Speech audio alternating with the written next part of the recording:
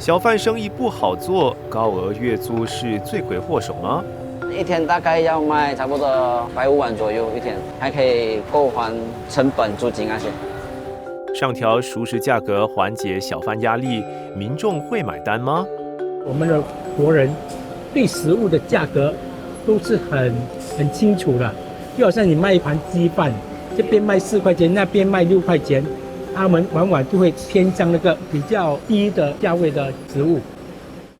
小贩出高价竞标熟食中心热门摊位，虽然不是常事，但往往引起广泛关注。当局在2024年11月实施新措施，分阶段调整摊位租金。也就是说，原本新手小贩在高价标得摊位后，只需要经营3年，从第4年起就能以市价向环境局续租摊位。但新政策下，小贩在第1次更新租约时，租金不会马上下调到平均市价，而是要经营到第7年时才能以平均市价续租。这一举措是为了抑制小贩以过高标价盲目投标摊位，造成不必要的经营压力。热门摊位的生意有那么好做，让潜在小贩非出高价竞标不可？我带着这个疑问，辗转找到一位在2021年以5000多元高价夺标的小贩，请他现身说法。老板好 Hello， 最近生意好吗？生意还不错吧？这样你有没有听说政府最新的那个政策？你们的那个租约现在要等6年哦。如果现在叫你再去标多一个新的摊位，你还会敢标5000块吗？我觉得我不会的啦，因为什么生意难做啊？对，真的，现在3年已经很辛苦了，6年应该是很难了，我觉得。在2021年的时候，你们就有没有吓到说上新闻呢？因为当时候就是你们以算蛮高的价钱标下这个摊位的。其实当时我们没有想到我们会上新闻啦。其实那个时候我们有竞标过几个地方都没有拿到，所以过后我们看到这里开标了，我们就过来看中马路这个市场。我觉得这里的人潮还有环境都很好，所以我们就以高的价格来竞标。我们是在 COVID 的时候，那时候政府有补贴，就是前面3个月我们没有给租金，过后就开始有点 stress 了，害怕做不到了，就每天都做迟一点哦。我们标是5000多，而是还有加那些收碗碟啊，加到的是6000多，所以每个月都要还6000多的租金。那时候我们是卖5块钱一碗，因为那个时候我们有调查市场，就是他们都是卖，我们也不敢起太过高。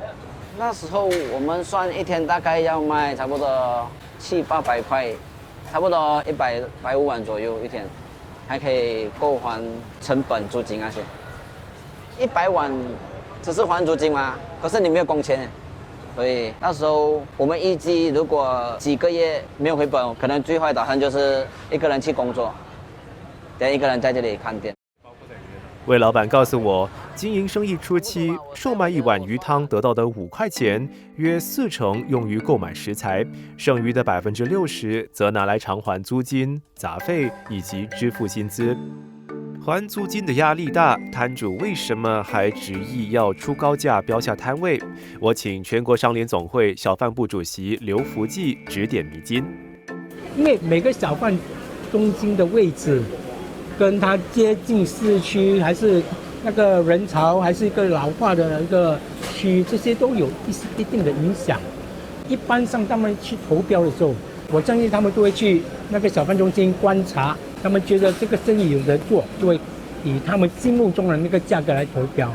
第二个方面，我是觉得有一些人，他们可能觉得他们所售卖的食物很有独特性，他们就要去愿意比较高的价钱标到那个摊位，他认为他会有一定的顾客群，对他们的食品有信心。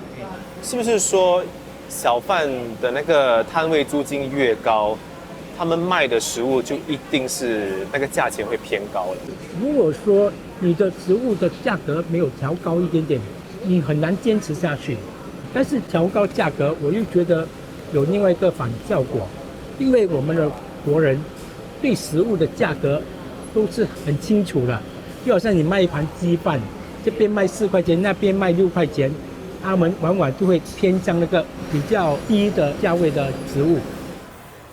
售卖鱼汤的魏老板也告诉我，自己宁可延长工作时间，也不敢随意加价。我们营业时间有比其他人很久啊，所以你看我们一天要工作差不多13到15个小时。以前我每天要做工，不敢去休息啊，因为休息就没有工钱，没有income进来。除了环境局管理的121个小贩中心，新加坡有更多的熟食小贩是在咖啡店经营生意，摊位月租也更高。即便如此，连锁品牌飞板面依然选择只在咖啡店经营生意。目前，他们有8间档口，平均每月租金6000到8000元。如果在小贩中心做的话，不可以请马来西亚人。所以在咖啡店做的话会比较容易请到人。第二点呢，就是小贩中心竞争会比较大，因为摊位很多。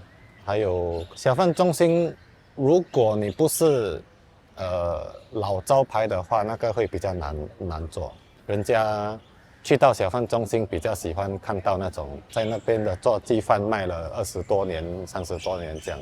租金偏高，所以生意就一定会难做，是不是这样说嘞？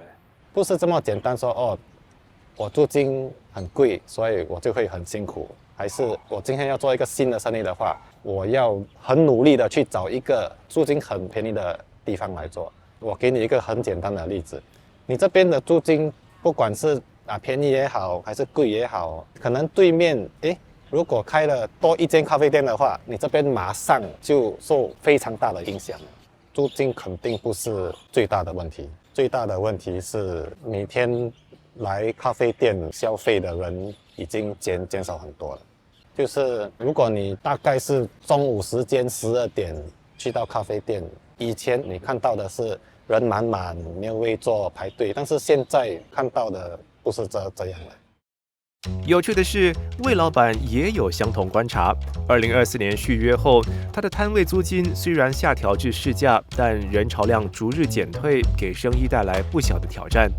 其实现在来小贩中心的人也是有减少了，我觉得呢，应该有30-40% 嘛。当你有生意的时候，你就不用烦恼租金啊。我觉得现在的经济会比较不好一点，所以如果你没有生意，你租金低，你也是很难 cover。就算你还得起租金，可是你给不到你工钱，你做到来也是什么血本无归了。对，血本无归了。